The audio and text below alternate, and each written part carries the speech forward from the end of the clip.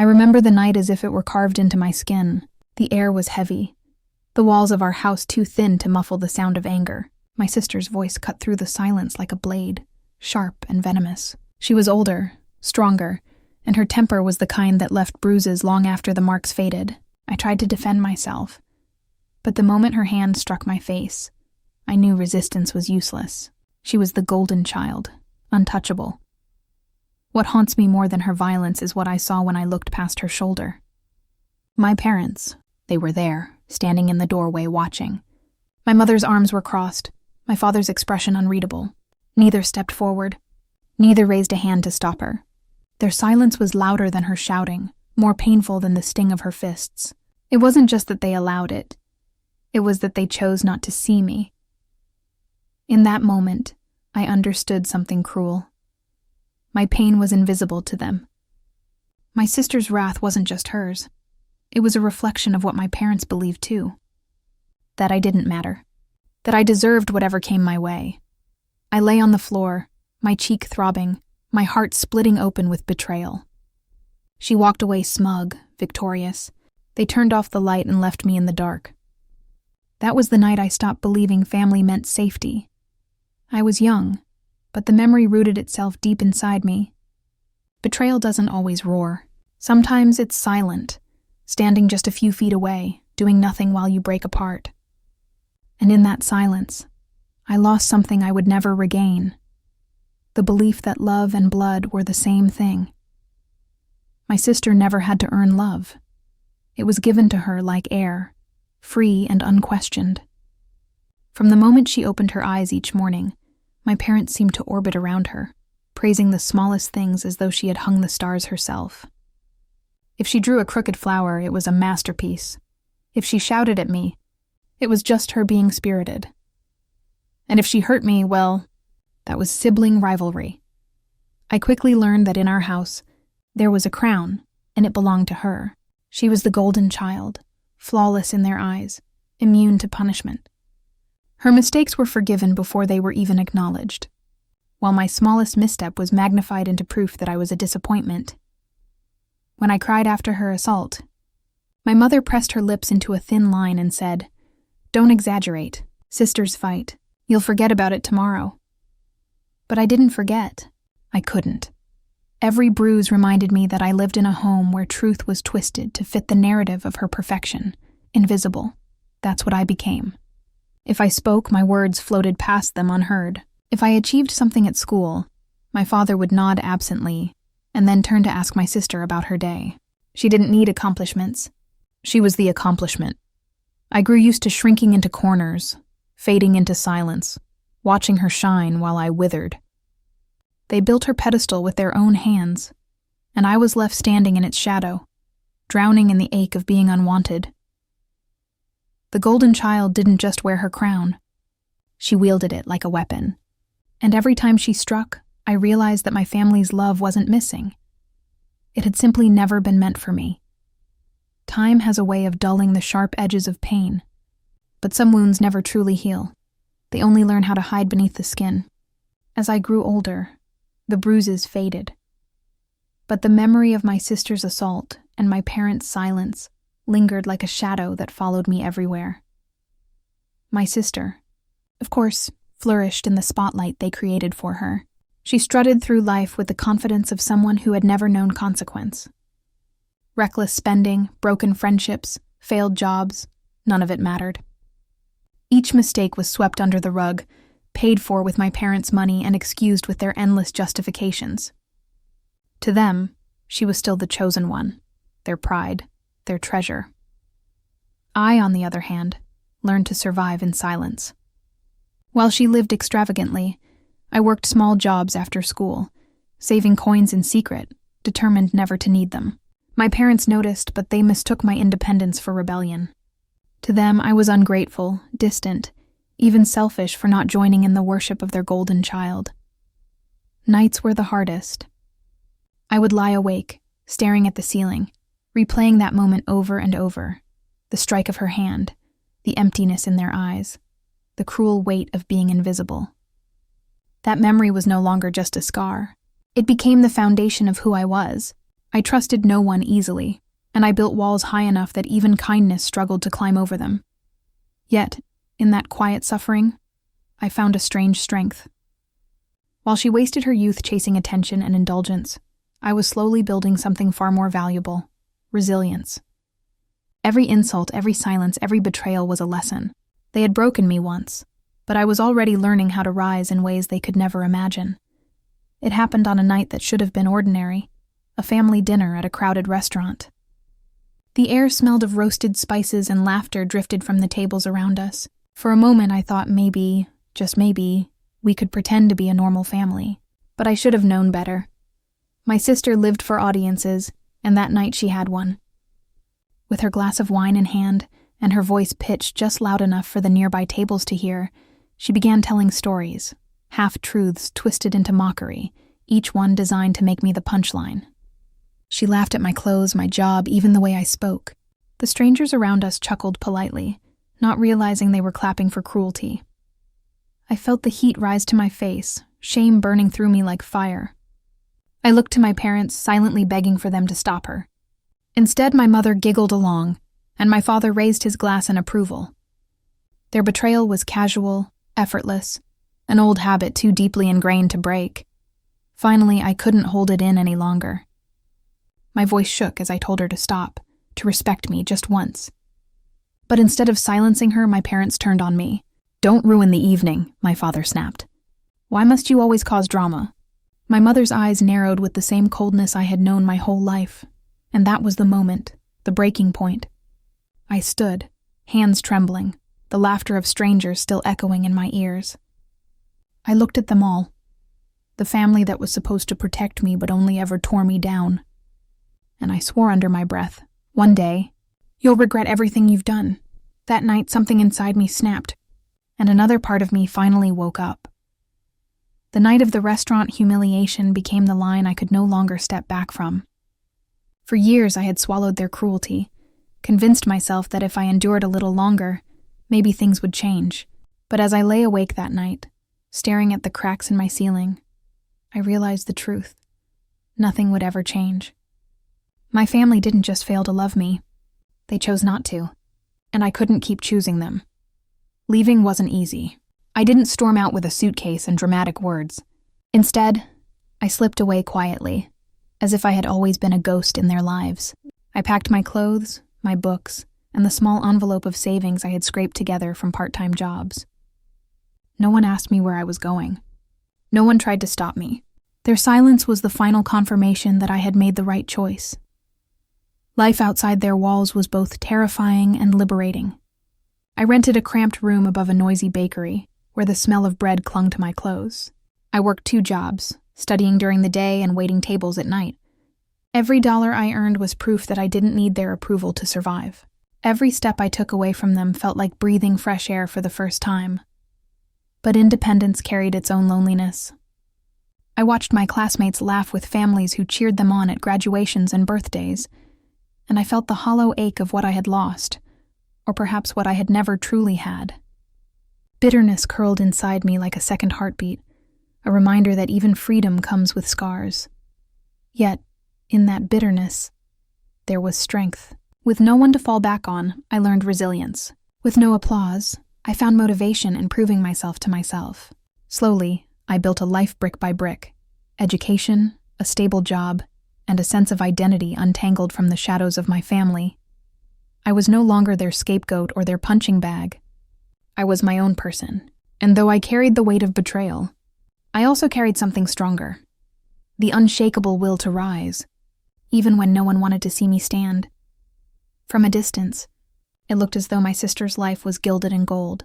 Her social media feeds sparkled with designer clothes, exotic vacations, and smiling photographs with men who seemed to orbit around her like planets.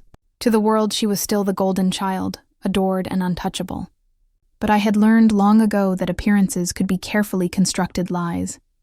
And soon, the cracks began to show. Her relationships, so loudly paraded, never lasted more than a few months.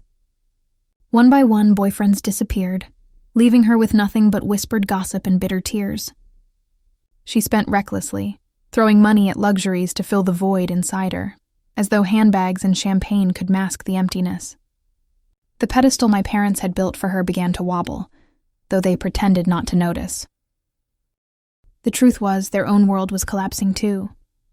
My father's business, once steady, had been bleeding money for years. He ignored the warning signs, drowning in pride and poor decisions. My mother, ever complicit, spent beyond their means to maintain the illusion of status. They threw parties they couldn't afford, bought cars they didn't need, all to protect the fragile image of perfection they clung to. When creditors began circling, they whispered excuses to neighbors and friends, insisting everything was fine. At family gatherings, where I was no longer welcome, they smiled wider, laughed louder, desperate to convince the world they were still untouchable. But beneath the painted smiles, fear was gnawing at them. I heard about it through the grapevine, fragments of truth slipping through their carefully guarded facade. The sister who once mocked me now scrambled to find someone to save her. The parents who once looked through me now faced the reality of their own blindness. The irony wasn't lost on me. They had built their kingdom on denial, cruelty, and favoritism. Now, piece by piece, that kingdom was rotting from the inside, and though I wasn't there to witness it firsthand, I could almost picture it, the golden crown slipping, the walls collapsing, and the silence they had once used against me now echoing in their own lives. The end didn't come with a single blow. It came like a slow, suffocating tide that finally swept everything away. My parents had lived for years as though their wealth was endless, as though the rules of the world bent in their favor. They had grown arrogant, convinced that the pedestal they placed my sister on was indestructible. But money doesn't forgive pride, and debts don't disappear just because you ignore them. It began with small whispers, late payments, calls from creditors that went unanswered. My father insisted it was nothing more than temporary setbacks. My mother smiled for the neighbors and carried on shopping, pretending their world was still intact. My sister, oblivious or unwilling to care, demanded more. More money, more luxuries, more attention. She didn't know how to live without excess, and they didn't know how to tell her no. Then came the repossession notice. The grand house that had been their symbol of superiority, the one with gleaming floors and a gate meant to keep people like me out, was no longer theirs. I heard from a distant relative that my father tried to argue, his voice cracking as if pride alone could pay the mortgage. My mother wept, not for the loss of stability, but for the shame of having neighbors watch their downfall. When the movers came to strip the house of furniture, the illusion shattered. The gilded life they had clung to was reduced to cardboard boxes scattered across a lawn that no longer belonged to them. For the first time, my sister couldn't hide her panic. The girl who once sneered at me now clutched her designer bags as though they could shield her from the truth. The empire had crumbled, and there was nowhere left to run. By the time the house keys were surrendered, they had nothing. Bank accounts drained, credit destroyed, reputation in ruins. The family who once looked down on me from their throne of wealth now wandered the city without a roof, without dignity. They became what they had feared most, ordinary, powerless, forgotten. And though I hadn't seen them yet, I could almost feel it, the weight of their humiliation, pressing down harder than any silence they had once used to crush me. It was a cold evening when I saw them again. The kind of night when the wind cuts straight through your coat and every shadow feels heavy. I had been walking home from work, my mind full of deadlines and ordinary concerns, when I noticed a small cluster of figures huddled on a street corner near the train station. At first, I might have walked past them like everyone else, another family caught in the merciless grip of hardship. But then I looked closer, and my breath caught in my throat. It was them. My parents sat side by side on the pavement, their clothes wrinkled and worn, faces lined not just with age but with defeat. My mother's once perfectly styled hair was tangled, streaked with gray she could no longer hide. My father's proud posture was gone. His shoulders slumped, his gaze fixed on the ground as though even eye contact had become a burden. And next to them, half turned away, was my sister. She was thinner now, her once glossy skin dull, her expensive jacket ripped at the sleeve. She kept her eyes low, avoiding mine, as though shame itself had forced her to shrink. For a moment, I froze. A storm of emotions collided inside me. Anger, grief, even pity. This was the family that had broken me, the people who had turned their silence into a weapon, who had cast me into the role of an outsider in my own home. And yet, here they were, reduced to nothing, sitting in the very shadows they had once thought themselves above. When my mother finally looked up, her eyes widened in recognition. She whispered my name, her voice cracked and raw. My father's lips trembled, and for the first time in my life, I saw him stripped of pride. "Please help us," he said, barely audible. The words cut deeper than I expected. All those years I had begged for their help, their love, their protection, and they had answered me with silence. Now the roles were reversed. They were the ones begging, and I was the one with the power to choose. My sister glanced at me only once, her face twisting with something between resentment and shame. She didn't speak. Perhaps she couldn't. Perhaps she still believed she was above asking me for anything. I stood there, heart pounding, torn between two instincts. Part of me wanted to turn away, to let them taste the abandonment they had served me for years. Another part whispered that walking away would chain me to their cruelty forever. That mercy, not revenge, was the truest proof that I had finally broken free. The city moved around us, indifferent to our history, to our pain. But in that moment, time seemed to stop. I was no longer the child they had silenced. I was the one who had endured, who had survived. And now, I was the one they needed. For a long moment, none of us spoke. The noise of the city swirled around us, horns blaring, footsteps rushing past, conversations drifting like distant echoes. But inside our little circle, there was only silence. The same silence that had defined my childhood, the same silence that had cut deeper than fists or words. But this time, I was not a child. I would not be silent. "You watched her hurt me," I began, my voice low but sharp, trembling with years of buried rage. "You stood there while she assaulted me, and you said nothing. You looked right at me, your own child, and did nothing." My mother's lips quivered. "We didn't know." "Don't you dare lie," I snapped, louder now. A passerby glanced at us, but I didn't care. "You knew. You saw. You chose her over me every single time. You laughed with her, defended her, protected her, while I was left bleeding, inside and out." My father finally raised his eyes, and in them I saw something I had never seen before. Fear. Not the fear of me, but the fear of truth. The kind of truth that strips you bare. We thought she would change. We didn't want to break the family apart. The bitterness in me boiled over. The family was broken the moment you decided I was disposable. The moment you decided silence was easier than love. My mother began to weep openly, covering her face with her hands. "We regret it now. We see it now." I laughed bitterly. "Now? When you're homeless, bankrupt, and begging in the street? Now it's convenient to remember the child you abandoned?" Out of the corner of my eye, I saw my sister shift, finally looking up at me. Her eyes burned with defiance, not remorse. "Don't act like you're innocent," she spat. "You left us. You cut us off. You think you're better than us just because you got lucky." Her words struck like old wounds reopening. But instead of breaking me, they hardened me. I met her gaze, steady and unflinching. "No, I'm not lucky. I'm strong. Strong because I had no one. Strong because you and our parents gave me no choice but to fight for myself. And I survived in spite of you." The silence that followed was heavy, suffocating. My parents wept, their bodies shaking. My sister turned away, jaw clenched, refusing to admit fault. But I had finally spoken every word I had carried for years.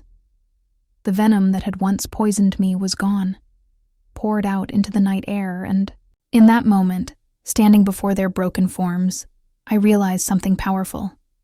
They no longer had the power to define me. Their silence had once destroyed me, but my voice had rebuilt me. I stood there in the cold, staring at the family who had once been my entire world, now reduced to shivering bodies on a cracked sidewalk. The years of pain, the bruises that never healed, the silence that had carved itself into my soul. All of it came rushing back. Every instinct screamed for me to walk away, to leave them in the same darkness they once left me, to let them taste abandonment as bitterly as I had. But another part of me, a quieter, steadier part, rose above the rage.